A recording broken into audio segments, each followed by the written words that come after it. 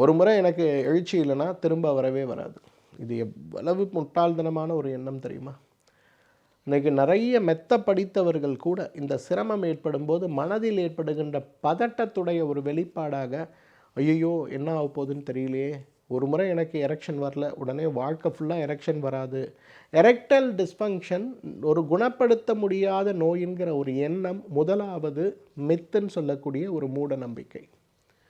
ஏன்னா இன்றைக்கு எரெக்டல் டிஸ்ஃபங்க்ஷனை குணப்படுத்துவதற்கு இயற்கை மருத்துவத்திலும் சரி, நவீன மருத்துவத்திலும் சரி ஆயிரக்கணக்கான வழிமுறைகள் வந்துவிட்டது. எல்லாமே மருந்துகள் சார்ந்த வழிமுறைகள் மட்டுமல்ல, நிறைய வழிமுறைகள் இருக்கிறத பார்க்குறோம். அந்த வகையில் எரெக்டல் டிஸ்ஃபங்க்ஷன் குணப்படுத்த முடியாத நோய் அப்படின்னு சொல்லுவது இது மித். இது நம்ம எல்லாருமே புரிந்து கொள்ள வேண்டும்.